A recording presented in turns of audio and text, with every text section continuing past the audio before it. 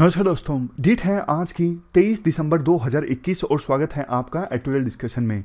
आज 3 इश्यूज हम डिस्कस करेंगे। सबसे पहले आर्टिकल हम डिस्कस करेंगे फॉरेस्ट राइट्स एक्ट 2006 से संबंधित बेसिक्स के साथ कॉम्प्रिहेंसिव ढंग से हम ये इशू डिस्कस करेंगे। दूसरा आर्टिकल हम डिस्कस करेंगे इंडिया की नेबरहुड पॉलिसी से संबंधित।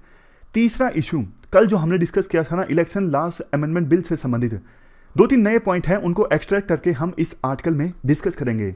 चलिए डिस्कशन स्टार्ट करते हैं। First important article forest rights act 2006 से संबंधित है। आप जीएस पेपर 3 के इस टॉपिक से आर्टिकल को रिलेट कर सकते हो। इससे पहले कि हम आज का फॉरेस्ट राइट्स एक्ट 2006 से संबंधित आर्टिकल डिस्कस करें, हम इस एक्ट से संबंधित जो बेसिक्स है ना वो डिटेल से रिवाइज कर लेते हैं ताकि पूरा जो इशू है वो कॉम्प्रिहेंसिव ढंग से आपको समझ में आए। फॉरेस्ट राइट्स एक्ट 2006 में आया था और इम्प्लीमेंट होना स्टार्ट हुआ 2008 में। ये एक्ट देखो डील करता है फॉरेस्ट में रहने वाली जो कम्युनिटीज़ हैं उन कम्युनिटीज़ का लैंड के ऊपर और दूसरे रिसोर्सेज के ऊपर राइट्स से डील करता है। ये एक्ट फॉरेस्ट राइट्स एक्ट 2006। कौन से राइट्स मिलते हैं फॉरेस्ट में रहने वाली कम्युनिटीज़ को इस एक्ट के अंतर्गत? मान लीजिए ये फॉरेस्ट है, फॉरेस्ट के अंदर यहाँ पे पूरी कम्युनिटी रह रही है, ट्राइबल कम्युनिटी, और यहाँ पे भी कोई कम्युनिटी है, ट्राइबल नहीं है लेकिन पिछले काफ़ी सालों से ये कम्युनिटी यहीं पर रह रही है, फॉरेस्ट ड्वेलिंग कम्युनिटी आप इसे कह सकते हो। तो इस कम्युनिटी के अंदर ये एक फैमिली है ए, ये फैमिली है बी। ए फैमिली के पास 4 हेक्टेयर का लैंड है, 4 हेक्टेयर के लैंड पे खेती कर रही है, और बी फैमिली भी 3 हेक्टेयर लैंड पर खेती कर रही है। अब देखो, वैसे तो पिछले काफ़ी जनरेशन से खेती की जा रही है ट्राइबल कम्युनिटी के द्वारा, ट्राइबल फैमिलीज के द्वारा इस फॉरेस्ट में, लेकिन उनके पास ओनरशिप राइट्स तो नहीं है ना इस लैंड के। कल को अगर सरकार एविक्ट कर देती है, इनको बोल देती है कि आप यहां से चले जाइए, तो उनके पास कोई चारा नहीं होगा जाने का। तो इसी चीज को एड्रेस करने के लिए 2006 में ये एक्ट आया था। 2006 के इस एक्ट में बोला गया था कि फॉरेस्ट में जो ट्राइबल कम्युनिटी के लोग रहते हैं और दूसरी कम्युनिटी के जो लोग रहते हैं उनको ओनरशिप राइट्स दिए जाएंगे। जैसे ए फैमिली को अधिकार दे दिया कि जिस 4 हेक्टेयर तक की भूमि पर आप खेती कर रहे हो ये आपके नाम पे होगी, लेकिन इसका मतलब ये नहीं कि आप इस 4 हेक्टेयर भूमि को किसी दूसरे को बेच सकते हो। नहीं, बेच नहीं सकते, बस ये 4 हेक्टेयर तक की जमीन आपके नाम पे हो जाएगी। कल को कोई आपको यहां से एविक्ट नहीं करेगा। और बी फैमिली को भी यही बोला कि आपके पास 3 हेक्टेयर जमीन है, तो 3 हेक्टेयर जमीन का जो पट्टा है, जो टाइटल है, वो आपके नाम पे होगा। आप खेती यहां पे करते रहिए, आपको कोई यहां से रिमूव नहीं कर सकता। उसी प्रकार से ट्राइबल कम्युनिटी के अलावा दूसरी जो फॉरेस्ट में रहने वाली कम्युनिटीज हैं उनको भी इसी प्रकार के राइट्स दिए गए। इसके अलावा देखो, इस एक्ट में इंडिविजुअल फॉरेस्ट राइट्स के अलावा कम्युनिटी फॉरेस्ट राइट्स का भी प्रावधान है। मतलब ऐसा लैंड जिसे पूरी कम्युनिटी इस्तेमाल करेगी, यह भी प्रावधान है इस फॉरेस्ट राइट्स एक्ट 2006 में। और कमिटीज के जो लोग हैं माइनर फॉरेस्ट प्रोड्यूस का भी इस्तेमाल कर सकेंगे। जैसे पेड़ों पे फूल लगते हैं, कोई फ्रूट है, उनका भी वो इस्तेमाल कर सकेंगे अपने जीवन यापन के लिए। तो ये सारी बेसिक बातें बोली गई हैं फॉरेस्ट राइट्स एक्ट 2006 में। और एक इंपॉर्टेंट प्रोविजन इस एक्ट में ये है, अगर देखो फॉरेस्ट में रहने वाले ट्राइबल कम्युनिटी के लोग या फिर दूसरे फॉरेस्ट ड्वेलर्स को रिमूव किया जाता है, एविक्ट किया जाता है, तो उनको रिलीफ प्रोवाइड की जाएगी, उनका रिहेबिलिटेशन होगा सरकार के द्वारा, उनको बेसिक एमिनिटीज प्रोवाइड की जाएगी। एलिजिबिलिटी क्राइटेरिया की हम बात करें, ये एक्ट देखो सिर्फ उन लोगों के लिए है जो फॉरेस्ट में रह रहे हैं और फॉरेस्ट रिसोर्सेज पर डिपेंड करते हैं अपने जीवन यापन को चलाने के लिए, अपने लाइवलीहुड के लिए। और देखो, इस एक्ट के अंतर्गत जो ओनरशिप राइट हासिल करना चाहता है 4 हेक्टेयर तक के लैंड का, उसको शेड्यूल्ड ट्राइब कम्युनिटी से होना चाहिए। मान लीजिए कोई पर्सन जाता है और बोलता है कि मुझे फॉरेस्ट राइट एक्ट 2006 के तहत इस 4 हेक्टेयर तक की भूमि का ओनरशिप राइट चाहिए, यानी टाइटल मेरे नाम पे होना चाहिए ताकि फ्यूचर में कोई मुझे एविक्ट ना कर सके। तो सरकार बोलेगी कि आप शेड्यूल्ड ट्राइब कम्युनिटी के हो या फिर नहीं हो। अगर वो बोलता है नहीं, मैं शेड्यूल्ड ट्राइब कम्युनिटी का नहीं हूं, तो सरकार फिर ये बोलती है कि 75 ईयर्स से क्या आप उसी जगह पे, मतलब आपके जो पूर्वज हैं, आपकी फैमिली है, पिछले 75 सालों से 75 ईयर्स से उसी जगह पे रह रही है या फिर नहीं रह रही है। अगर वो पर्सन बोलता है हाँ रह रही है तो उसको ओनरशिप राइट दिया जाएगा, अदरवाइज नहीं दिया जाएगा। मतलब दोनों में से एक कंडीशन का फुलफिल होना जरूरी है।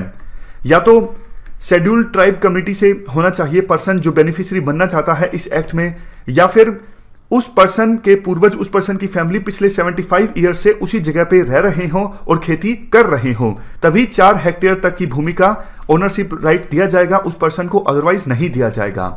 और प्रोसेस क्या होती है? पूरी प्रोसेस देखो इस प्रकार से होती है। सबसे पहले ग्राम सभा आपको पता है क्या होता है? गांव में या फिर काफी बार 2-3 गांव में भी जितने भी वोटर्स होते हैं, सभी वोटर्स के ग्रुप को ग्राम सभा कहा जाता है। मान लीजिए कोई गांव है ABC, इस गांव में 75 वोटर्स हैं, तो 75 वोटर्स के ग्रुप को कहा जाएगा ग्राम सभा।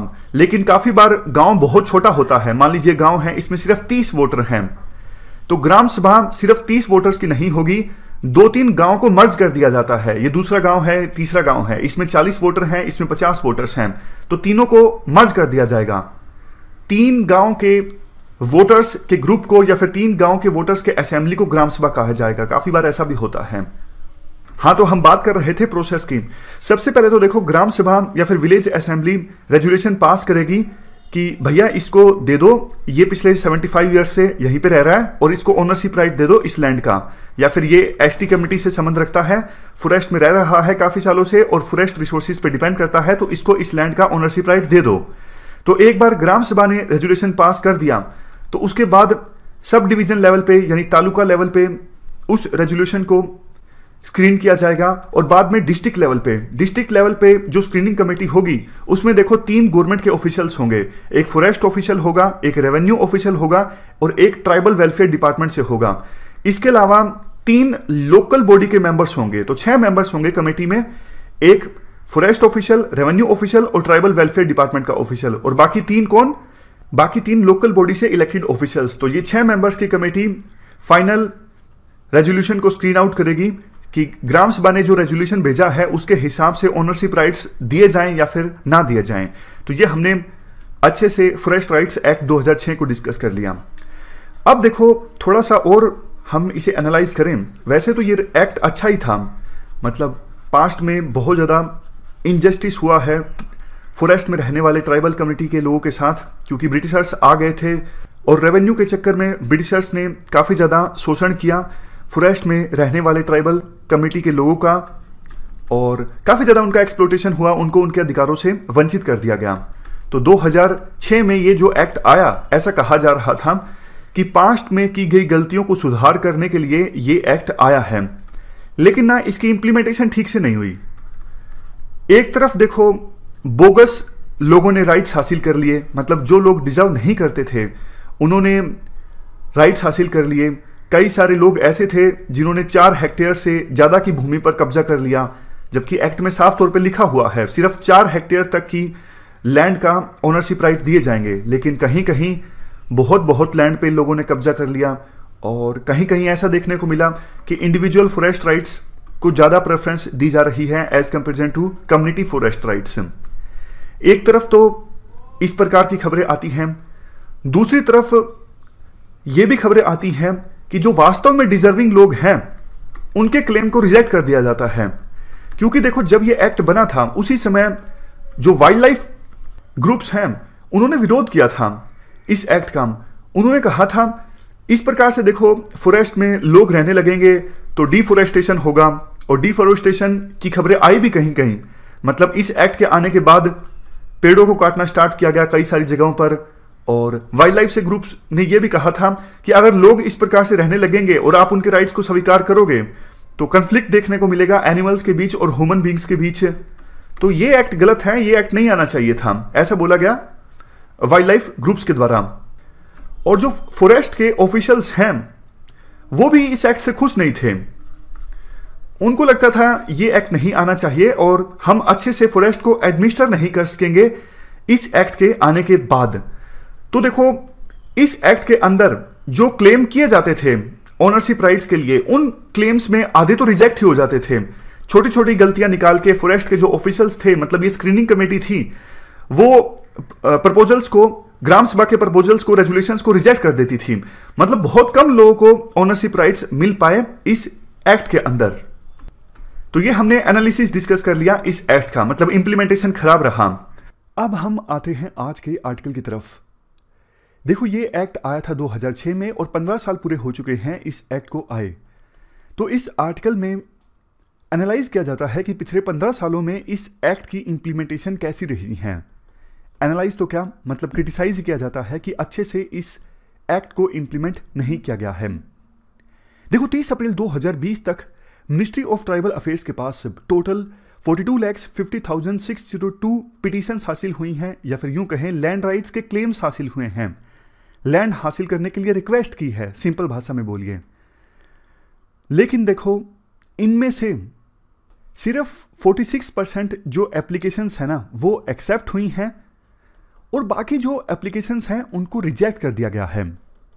लेकिन ट्राइबल राइट्स के जो सपोर्टर्स हैं ना वो बोलते हैं कि डिपार्टमेंट ने बहुत सारी जेन्युइन जो एप्लीकेशंस है ना लैंड हासिल करने के लिए, उनको भी रिजेक्ट कर दिया है। वैसे देखो, जो मिनिस्ट्री ऑफ ट्राइबल अफेयर जो है वो इंप्लीमेंटिंग एजेंसी है इस एक्ट को इंप्लीमेंट करने के लिए, लेकिन जो फॉरेस्ट डिपार्टमेंट है उनका रोल भी है लैंड राइट्स प्रोवाइड करने के लिए। कैसे? क्योंकि देखो, बहुत बार जो लैंड होता है जो ट्राइबल्स के द्वारा क्लेम किया जाता है वो फॉरेस्ट डिपार्टमेंट की ज्यूरिडिक्शन में आता है, तो इसलिए फॉरेस्ट डिपार्टमेंट का रोल भी हो जाता है। इसके बाद आर्टिकल में कहा जाता है फॉरेस्ट राइट्स एक्ट का जो इंप्लीमेंटेशन है ना वो देखो शुरुआत से ही स्मूथ नहीं रहा है। जैसे कि देखो, फर्स्ट स्टेज में फॉरेस्ट राइट्स कमेटी का गठन करना होता है, और इस फॉरेस्ट राइट्स कमेटी में ना गांव में ग्राम सभा का आयोजन होता है, और ग्राम सभा से गांव के ही मेंबर्स चुने जाते हैं सहमति से। लेकिन कई जगहों पर इस रूल को फॉलो नहीं किया गया। पंचायत सेक्रेटरीज के द्वारा अपनी तरफ से जल्दबाजी में डीएम के आदेश मिलने के बाद कमेटीज गठित कर दी गई। मतलब देखो, समय रहते काम हुआ नहीं। जब डीएम ने पूछा कि भैया कमेटीज कहाँ हैं, तो पंचायत सेक्रेटरीज ने आनंद फानन में जल्दबाजी में अपनी तरफ से ही अपने जानकार लोगों को डाल दिया, कमेटी गठित कर दी। इसके बाद नेक्स्ट पॉइंट, इवन देखो तोलक लेवल पे और डिस्ट्रिक्ट लेवल पे जो कमेटीज बनी वो भी बिल्कुल ट्रांसपेरेंट ढंग से नहीं बनी। नेक्स्ट पॉइंट वुमन से संबंधित है। देखो, इस फॉरेस्ट राइट्स एक्ट 2006 में ना वुमन को इक्वल राइट्स देने की बात कही गई है कि लैंड टाइटल जो मिलेगा वो जॉइंट नेम पे मिलेगा, हस्बैंड और वाइफ के नेम पर। लेकिन राइटर कहते हैं ग्राउंड लेवल पर महिलाएं तो हार्डली देखने को मिली। तीसरा पॉइंट, जब देखो शुरुआत में 2006 के बाद शुरुआती सालों में जब इस एक्ट को इंप्लीमेंट करना स्टार्ट हुआ ना, तो सैटेलाइट इमेजेस को एविडेंस मान लिया गया, और ग्राउंड लेवल पर जो प्रूफ था ना कि देखो हम इतने सालों से रह रहे हैं, उस एविडेंस को छोड़ दिया गया। ये गुजरात की बात है। लेकिन देखो, सिविल सोसाइटीज के ग्रुप जो हैं उन्होंने 2011 में आवाज उठाई कि भैया आप सैटेलाइट इमेजेस को कैसे एविडेंस मान सकते हो लैंड राइट्स देने में। तो फिर स्टेट अथॉरिटीज ने फिर से उस पूरे मामले को रिकंसिडर किया। अदरवाइज देखो, सैटेलाइट इमेजेस के आधार पर तो बहुत सारे लोगों के जो लैंड राइट्स थे वो रिजेक्ट कर दिए गए थे, लैंड राइट्स के जो क्लेम थे वो रिजेक्ट कर दिए गए थे। इसके बाद नेक्स्ट पॉइंट, बस्तर छत्तीसगढ़ में तो देखो ऐसी खबरें भी सामने आई। कोई पर्सन है ए, उसने बोला कि मैं फॉरेस्ट में इस जमीन पे रह रहा हूं काफी सालों से, मुझे यहां के क्लेम दे दीजिए। डॉक्यूमेंट भी उसने यही प्रेजेंट किए, लेकिन उसको क्लेम दे दिया इस राइट के जहां पे वो रह ही नहीं रहा था। समझ गए ना? मतलब इस लैंड पे वो ट्राइबल रह रहा था काफी सालों से, इसका क्लेम उसे मिलना चाहिए था, लेकिन जो डॉक्यूमेंट वेरीफाई हुए फाइनली उसके अनुसार फॉरेस्ट में किसी और जगह का क्लेम मिल गया। और फाइनली ऐसा भी हुआ बहुत बार, कोई पर्सन ज्यादा लैंड पे रह रहा है, फॉर एग्जांपल 4 एकड़ पे, उसको क्लेम जो एक्सेप्ट हुआ सिर्फ 1 एकड़ का या फिर 2 एकड़ का। और बहुत बार देखो बेचारे ट्राइबल्स ना आवाज भी नहीं उठाते, उन्हें लगता है कि वैसे तो 4 एकड़ का हमें राइट मिलना चाहिए था, लेकिन फाइनली डॉक्यूमेंट वेरीफाई हुए हैं 1 एकड़ के, तो आवाज उठाएंगे तो हो सकता है कि सरकार हमसे ये भी छीन लेगी, तो इसलिए वो बेचारे कई बार आवाज नहीं उठाते।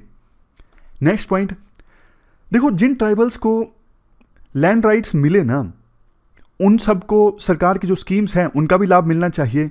लेकिन बहुत बार ऐसा देखा जाता है कि इवन लैंड राइट्स मिलने के बाद सरकार की तो दूसरी जो स्कीम्स है ना, चाहे वो मिनिस्ट्री ऑफ रूरल डेवलपमेंट की हो या फिर दूसरे डिपार्टमेंट्स की हो, उन वेलफेयर स्कीम्स का लाभ ट्राइबल्स को नहीं मिल पाया इवन लैंड राइट्स मिलने के बावजूद। Next point, poor awareness level. बहुत सारे ट्राइबल्स ऐसे हैं जिनको इस एक्ट के बारे में पता ही नहीं था। खास करके देखो वो ट्राइबल्स जो रिमोट एरियाज में रह रहे होते हैं ना, उनको पता नहीं लगता कि हमारा ऐसा कोई राइट भी है। कई बार तो एनजीओज जो हैं वो अवेयरनेस दे देते हैं, लेकिन देखो दूर दराज के एरियाज में, मतलब एक्सट्रीम इंटीरियर जो एरियाज है जैसे छत्तीसगढ़ के, जहाँ पे इंसर्जेंसी भी ज़्यादा है, वहाँ पे तो एनजीओज भी नहीं पहुँच पाते, उनको लैंड राइट्स नहीं मिलते, जिसका फ़ायदा फिर इंसर्जेंट्स, ये जो नक्सलाइट्स हैं, वो उठाते हैं। एविडेंस ये भी कहते हैं कि देखो वो ट्राइबल्स जो शहरों के थोड़े नज़दीक रहते हैं ना, उनको लैंड राइट्स मिले हैं क्योंकि वहाँ पे अवेयरनेस ज़्यादा होती है। वहाँ पे सेंट्रल गवर्नमेंट की और स्टेट गवर्नमेंट्स की दूसरी जो स्कीम्स थी ना, उनका भी लाभ मिला है। ये सारी स्कीम्स, दीनदयाल उपाध्याय ग्राम ज्योति योजना, जननी शिशु सुरक्षा योजना कार्यक्रम, MNREGA, national food security act, national health mission, प्रधानमंत्री आवास योजना, इनका लाभ मिला है जो ट्राइबल्स शहरों के नज़दीक रहते हैं। जो दूर रहते हैं ना, वहाँ पे जैसा हमने डिस्कस किया, अवेयरनेस कम होती जाती है। और भी इश्यूज हैं।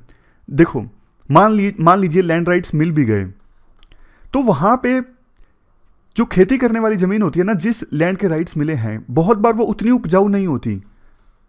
ऐसी ज़मीन होती है जैसे पहाड़ी पे ज़मीन मिल गई, वहाँ पे इरिगेशन के साधन उपलब्ध नहीं होते, तो दूसरी जगह लाइवलीहुड के अवसर ट्राइबल्स को तराशने पड़ते हैं। अब इंटीरियर एरियाज में अब दूसरी जगह लाइवलीहुड भी आसानी से नहीं मिलता, तो उन्हें शहरों में जाना पड़ता है उन लैंड राइट्स को छोड़ के। ये भी देखने को मिला है। तो कुछ सजेशंस देते हैं राइटर कि देखो हॉर्टिकल्चर प्रैक्टिसेस प्रमोट की जा सकती हैं। बैम्बू और एलोवेरा प्लांटेशन के अलावा हॉर्टिकल्चर प्रैक्टिसेस जैसे फ्रूट, सब्जियां, फूल इत्यादि, ये सब उगा दिया। केरला की तर्ज पर मेडिकल और इको टूरिज्म को प्रमोट किया जा सकता है। इंटीरियर एरियाज में जहां पे ट्राइबल्स को लैंड राइट्स मिले हैं, उनकी क्वालिटी ऑफ एजुकेशन को इम्प्रूव करना होगा। देखो लैंड राइट्स तो अलग जगह हैं, वैसे भी उनका एम्पावरमेंट जरूरी है। उनको अच्छी क्वालिटी की एजुकेशन प्रोवाइड करके, उनको लोकल लेवल पर ही जॉब्स प्रोवाइड करके। राइटर कहते हैं अगर देखो ऐसे ट्राइबल्स के बच्चों को स्किल बेस्ड एजुकेशन प्रोवाइड की जाती है ना, विद एश्योर्ड जॉब्स, तो जो माइग्रेशन होता है बड़े स्केल पे ट्राइबल्स का शहरों में या फिर दूसरे इलाकों में, वो माइग्रेशन नहीं देखने को मिलेगा। अगर लोकल लेवल पे ही जॉब मिल जाएगी, कोई स्किल मिल जाएगी जिसकी सहायता से वो अपना लाइवलीहुड चला सकें, फिर कौन अपना घर बार छोड़ के दूसरे जगह पर जाना चाहता है। लास्ट में कुछ जनरल बातें बोल दी जाती हैं, जैसे देखो हमारे देश में ज़्यादातर जो ट्राइबल कम्युनिटीज़ हैं ना, वो गरीब हैं, उनके पास लैंड नहीं है, वो अपने पशु चराते हैं। ह्यूमन डेवलपमेंट इंडेक्स में आप देखोगे तो जो ट्राइबल पॉपुलेटेड स्टेट्स हैं ना, उनकी रैंक हमेशा कम मिलेगी आपको नेशनल एवरेज से। बहुत बार ऐसी ऐसी खबरें आती हैं जैसे उड़ीसा में एक ट्राइबल मैन 12 किलोमीटर तक अपनी वाइफ जिनकी डेथ हो गई थी, उनको कंधे पे उठा के चला हॉस्पिटल में पहुंचाने के लिए। छत्तीसगढ़ में 2004 की घटना का जिक्र किया जाता है कि एक ट्राइब्समैन अपनी फॉरेस्ट राइट्स डिमांड करने के लिए पहुंचा, तो उसके अनुसार सेंट्रल गवर्नमेंट ने 1970s में बांग्लादेश से जो रिफ्यूजीज आए थे ना, उनको लैंड दिया, उनको घर भी दिया, लेकिन हम लोग जो हमेशा से इंडिया में रह रहे हैं, हमें कुछ नहीं मिला अभी तक।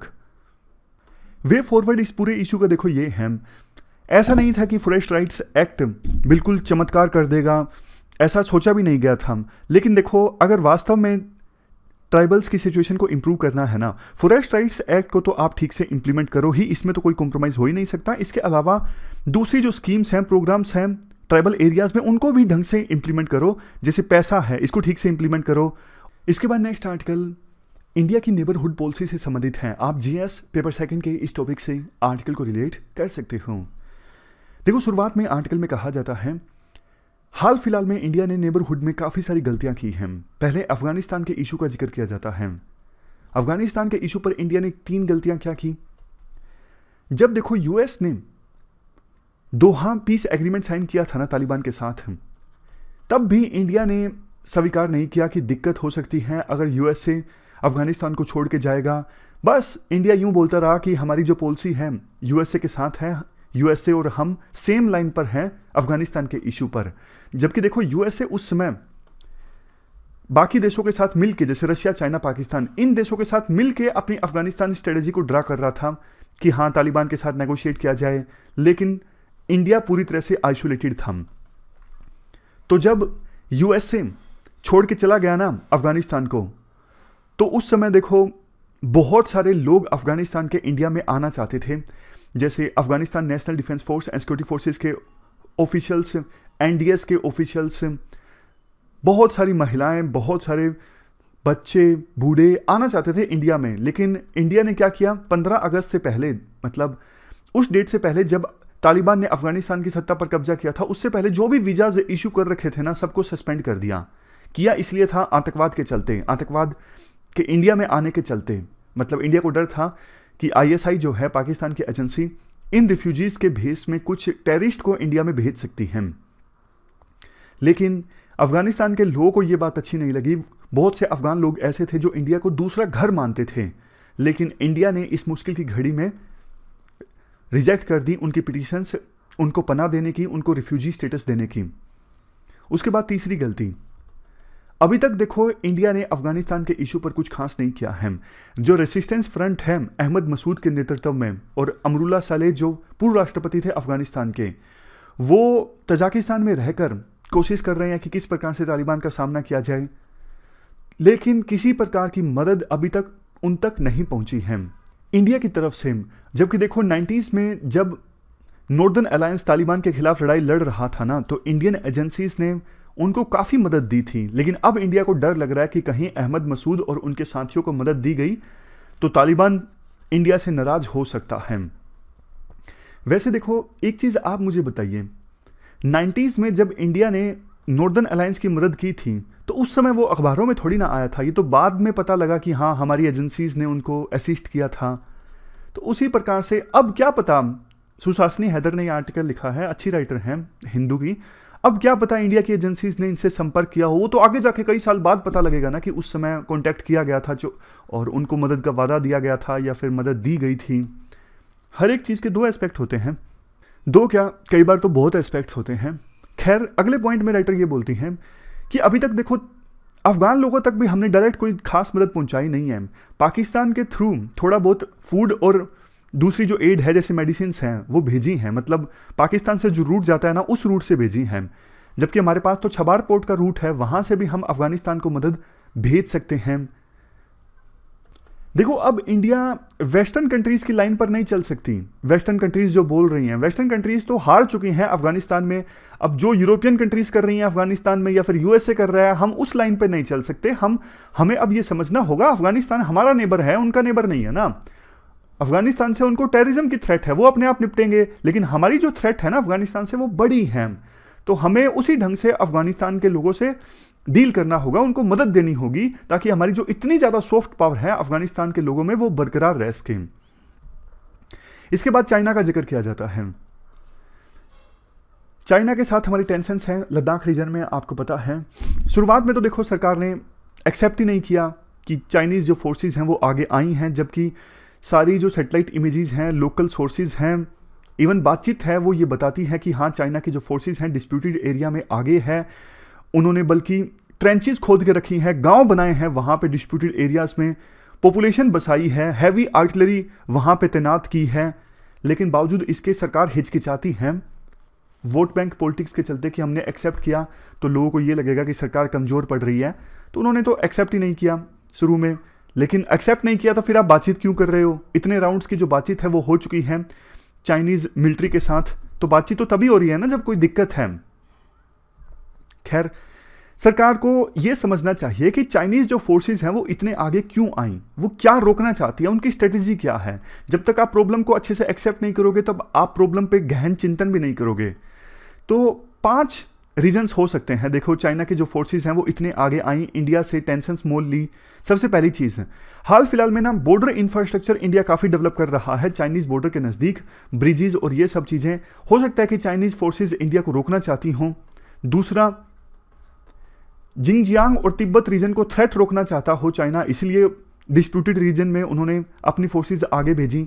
तीसरा रीज़न ये भी हो सकता है कि इंडिया की जो एबिलिटी है चाइना के बेल्ट एंड रोड इनिशिएटिव को थ्रेटन करने की या फिर सीपैक को थ्रेटन करने की, मतलब सीपैक और belt and road initiative project को खतरे में डालने की इंडिया की जो कैपेबिलिटी है उसको रोकने के लिए चाइना ने कोशिश की हो कि अभी हम डिस्प्यूटेड रीजन में अपनी सेना जो है वो भेज देते हैं ताकि इंडिया को एक सिग्नल चला जाएगा। नेक्स्ट पॉइंट, हमारे होम मिनिस्टर ने पार्लियामेंट में बोला था कि चीन से हम अक्साई चीन वापस ले लेंगे और पाक अधिकृत कश्मीर भी वापस ले लेंगे। तो हो सकता है कि उस थ्रेट को रोकने के लिए चाइना ने अपनी फोर्सेस आगे भेजी डिस्प्यूटेड एरिया में। कुछ भी हो सकता है, पहले आप प्रॉब्लम को एक्सेप्ट करो, उसके बाद ही आप ये पता लगा पाओगे कि चाइना की असली स्ट्रेटेजी आखिरकार है क्या। और देखो, नेबरहुड में जैसे नेपाल, श्रीलंका, बांग्लादेश, इन सब देशों में अगर इंडिया को अपना इन्फ्लुएंस मेंटेन करके रखना है ना, तो फिर आपको उस हिसाब से लीडरशिप क्वालिटी भी शो करनी होगी। जैसे वैक्सीन्स बंद कर दी एकदम से इंडिया ने मुश्किल की घड़ियों में नेबरहुड कंट्रीज की, जबकि कुछ देश जैसे नेपाल और बांग्लादेश, इन्होंने तो पैसे दिए थे, पैसे देने के बावजूद उनको वैक्सीन नहीं दी गई। अब यहां पे देखो, इंडिया की भी दिक्कत थी, वैसे समझने की जरूरत है। सेकेंड वेव में इंडिया में क्या हाल हुआ था? अगर सेकेंड वेव के दौरान सरकार इन देशों को वैक्सीन भेजती तो फिर बहुत ज़्यादा क्रिटिसिज्म होता कि आपके अपने देश के जो लोग हैं वो जब इतनी मुश्किल भरी सिचुएशन में थे, आप उनको वैक्सीन देने के बजाय दूसरे देश के लोगों को वैक्सीन दे रहे थे। तो इसलिए सरकार ने इन देशों को जो वैक्सीन, नेबरहुड कंट्रीज को जो वैक्सीन दी जानी थी ना, उनको थोड़े समय के लिए सस्पेंड कर दिया। नेक्स्ट पॉइंट राइटर ये बोलती हैं, देखो नेबरहुड कंट्रीज चाइना के बजाय आपको इसलिए पसंद करते हैं क्योंकि इंडिया प्लूरलिस्टिक है, सभी धर्मों के लोग, सभी सेक्शंस के लोग यहाँ पे मिलजुल के रहते हैं, रिप्रेजेंटेटिव है, इंक्लूसिव पावर है, हर एक सिटीजन को राइट मिलते हैं, मीडिया इंडिपेंडेंट है, सिविल सोसाइटी जो है वो ठीक से अपना काम कर सकती है। तो ये सब क्वालिटीज जो है ना, इंडिया को सहेज के रखनी होगी ताकि इंडिया की जो सॉफ्ट पावर है ना नेबरहुड कंट्रीज में, वो बनाई रखी जा सके। चाइना के अंदर ये सब क्वालिटीज नहीं है, इसलिए चाइना को ज़्यादा देश पसंद नहीं करते हैं। नेक्स्ट पॉइंट, देखो नेबरहुड कंट्रीज में लोग ना इंडिया को तो as a strategic partner accept करते हैं, लेकिन इंडिया का जो अलायंस है ना दूसरे देशों के साथ, जैसे यूएसए के साथ, जापान के साथ, यूरोप के साथ, उस अलायंस को एक्सेप्ट नहीं करते हैं। नेबरहुड कंट्रीज में लोगों को लगता है ये जो अलायंस है ना वो एसेंशियली एंटी चाइना है। तो वो कहते हैं कि हाँ, इंडिया तो स्ट्रेटेजिक पार्टनर होना चाहिए, लेकिन ये जो अलायंस है ना India US, India Japan, India Europe का, उसे वो एक्सेप्ट नहीं करते। वो कहते हैं कि ये चाइना के अगेंस्ट है और इस चीज में वो इन्वॉल्व नहीं होना चाहते। नेक्स्ट पॉइंट, देखो मुश्किल की घड़ियों में ना इंडिया को अपने दोस्तों के साथ में खड़ा होना सीखना चाहिए। जैसे यूएसए ने बांग्लादेश की एक एजेंसी के ऊपर सैंक्शंस लगाए थे, बांग्लादेश की जो multi agency anti terror rapid action battalion है ना, आरएबी, इसके ऊपर यूएसए ने सैंक्शंस लगाए थे। इंडिया को बोलना चाहिए था कि नहीं भैया, हम इन सैंक्शंस को नहीं मानेंगे। तो बांग्लादेश को भी लगता कि हाँ, मुश्किल की घड़ी में इंडिया जो है हमारे साथ है। अभी जैसे डेमोक्रेसी समिट में ना बांग्लादेश को नहीं बुलाया यूएसए ने, इंडिया को बोलना चाहिए था कि हाँ भाई, बांग्लादेश को बुलाना जरूरी है, बांग्लादेश एक डेमोक्रेटिक कंट्री है। लेकिन नहीं, मुश्किल की घड़ी में इंडिया जो है वो दोस्तों को साथ नहीं देता। ये राइटर की शिकायत है। तो ये पूरा आर्टिकल हमने डिस्कस किया इंडिया की नेबरहुड पॉलिसी से संबंधित। चलते हैं आगे। इसके बाद नेक्स्ट आर्टिकल वोटर आईडी को आधार से लिंक करने से संबंधित है। आप जीएस पेपर सेकंड के इस टॉपिक से आर्टिकल को रिलेट कर सकते हो। देखो, इसके लिए बिल जो है वो पार्लियामेंट से पास हो चुका है। कल हमने ये आर्टिकल डिस्कस किया था। तो आज इस आर्टिकल में ना राइटर कुछ कंसर्न्स बताते हैं। सबसे पहला कंसर्न्स तो सरकार कहती है ये वॉलंटरी है, मतलब ऑलरेडी जो लोग रजिस्टर्ड है ना एज ए वोटर, उनके लिए आधार से लिंक करवाना ये वॉलंटरी है। तो राइटर कहते हैं कि देखो, जो एक्ट आपने पास किया है ना उसमें तो आपने क्लियरली लिखा नहीं है, तो सरकार इससे संबंधित रूल्स बना सकती है। वॉलंटरी होने के लिए क्या क्राइटेरिया होगा? कई बार सरकार बहुत चालाकी खेलती है कि अगर मान लीजिए कोई पर्सन अपना आधार वोटर आईडी से लिंक नहीं करवाना चाहता, तो उसके लिए क्राइटेरिया इतना डिफिकल्ट बना दिया जाता है कि आप दूसरे डॉक्यूमेंट ला के दो, ये ला के दो, कि कोई पर्सन सोचता है यार इससे अच्छा तो मैं आधार ही दे देता हूँ, इतना मुश्किल प्रोसेस है। तो मतलब वॉलंटरी होते हुए भी प्रोसेस इतनी डिफिकल्टी होती है कि उस वॉलंटरी प्रोसेस को कोई चूज नहीं करना चाहता। और अगर कोई अपना आधार कार्ड वोटर आईडी से नहीं लिंक करवाएगा तो लोकल अथॉरिटीज के पास डिस्क्रिशन हो जाएगी। इससे तो उस पर्सन का जो वोट है वो डिलीट होने की भी खतरा है। बहुत बार ऐसा होता है। जैसे देखो, आंध्र प्रदेश का केस था, इस आर्टिकल में है। आंध्र प्रदेश तेलंगाना में ना 2015 में लाखों लोगों के जो वोट है ना वो डिलीट कर दिए थे, क्योंकि उन्होंने आधार कार्ड से अपने इलेक्टोरल आईडी को लिंक नहीं करवाया था। बिना डोर टू डोर वेरिफिकेशन के उनके वोट जो है वो डिलीट कर दिए गए। मामला सुप्रीम कोर्ट में पहुंचा, तब जाके इस प्रोसेस को स्टॉप किया गया, क्योंकि सुप्रीम कोर्ट उस समय आधार एक्ट पर सुनवाई कर रहा था। नेक्स्ट पॉइंट तो देखो ये है, पॉलिटिकल प्रोफाइलिंग हो सकती है, जैसा हमने कल भी डिस्कस किया था। सरकार पता लगा सकती है कि इस एरिया में इन लोगों को ये वेलफेयर स्कीम का लाभ मिला है, तो फिर जैसे मान लीजिए उज्ज्वला स्कीम है, सिलेंडर सब्सिडी से संबंधित, एलपीजी सब्सिडी से संबंधित, तो सरकार को पता लग गया कि इनको एलपीजी सब्सिडी मिली है, तो बार बार उनको मैसेज भेजना, देखो हमने आपको एलपीजी सब्सिडी दिलवाई है, तो वोटर के दिमाग पर इन्फ्लुएंस पड़ता है। कल को फिर वो वोट देने जाएंगे तो उन्हें लगेगा कि हाँ, इस लीडर ने, इस पार्टी ने हमें सब्सिडी दिलवाई है, तो इसको ही वोट देना चाहिए। पॉलिटिकल प्रोफाइलिंग की जा सकती है उस पॉलिटिकल पार्टी के द्वारा जिसको डेटा मिल गया है। अप्रैल 2021 में देखो मद्रास हाईकोर्ट ने ना UIDAI यानी unique identification authority of India को कहा था, क्या आप ये सुनिश्चित करते हैं कि आपकी जो कॉन्फिडेंशियल इंफॉर्मेशन है वो लीक हुई है या फिर नहीं हुई है? आप इस बारे में क्या बोलोगे? ये देखो मद्रास हाईकोर्ट ने बात तब पूछी थी जब बहुत सारे लोगों के पास जिनका आधार कार्ड मोबाइल से लिंक था ना, उनके पास मैसेज आए व्हाट्सएप ज्वाइन करने के लिए किसी पर्टिकुलर पार्टी से संबंधित। इसका मतलब तो उस पॉलिटिकल पार्टी को डेटा मिल गया था आधार से लिंक, तभी तो उन्होंने मैसेज भेजना स्टार्ट किया कि आप हमारा ये व्हाट्सएप ग्रुप जो है वो ज्वाइन कर लीजिए। नेक्स्ट पॉइंट प्रोसीजरल कंसर्न से संबंधित है कि जल्दबाजी में बिल पास कर दिया, सरकार ने चर्चा नहीं करवाई, इवन कमेटी के पास भी नहीं भेजा, ये पार्लियामेंट्री डेमोक्रेसी के अगेंस्ट है। नेक्स्ट पॉइंट आधार से संबंधित है। राइटर कहते हैं देखो आधार का डेटा कौन सा फुल प्रूफ है, आधार में भी तो इतनी सारी कमियां हैं। आधार जो मिला है वो रेजिडेंट्स को मिला है, सिटीजन्स को नहीं मिला है, तो बहुत सारी कमियां हैं आधार में। आधार की कमियों पर पहले भी क्वेश्चन उठाया गया है कलकत्ता हाईकोर्ट के द्वारा, इलाहाबाद हाईकोर्ट के द्वारा, कि डेमोग्राफिक इंफॉर्मेशन जो है आधार बनवाते समय गलत दी जा सकती है। बहुत बार आपने देखा होगा कि सेलिब्रिटीज के जो आधार हैं वो लीक होते हैं, कि जन्म हुआ 1990 में, अमिताभ बच्चन का आधार कार्ड लीक हो रहा है जिसमें उनकी एज सिर्फ 25 साल दिखाई गई है। तो मतलब आधार में गलत इंफॉर्मेशन दिखा के आधार बनवाया जा सकता है, तो आधार जो है वो फुल प्रूफ नहीं है। लास्ट में राइटर ये बोलते हैं देखो ये मामला जो है वो सुप्रीम कोर्ट में जाएगा जाहिर तौर पर, लेकिन सुप्रीम कोर्ट को ना जल्द से जल्द इस इशू पर सुनवाई करनी चाहिए। ऐसा नहीं कि इलेक्टोरल बॉन्ड और कश्मीर के स्पेशल स्टेटस से संबंधित जो इशू काफी समय से सुप्रीम कोर्ट में पेंडिंग है, उसी प्रकार से ये आधार और इलेक्टोरल आईडी से लिंक करने से संबंधित जो इशू है वो भी सुप्रीम कोर्ट में लंबे समय तक पेंडिंग रहे। सुप्रीम कोर्ट में जब ये इशू जाएगा तो सुप्रीम कोर्ट इस इशू पर जल्द से जल्द सुनवाई करे और अपना फाइनल वर्डिक्ट दे। तो ये पूरा आर्टिकल हमने डिस्कस किया आधार को इलेक्टोरल आईडी से लिंक करवाने से संबंधित। हमारी आज की इस डिस्कशन में इतना ही है। आज हमने 3 इश्यूज को डिटेल से डिस्कस किया। Thank you very much for discussion.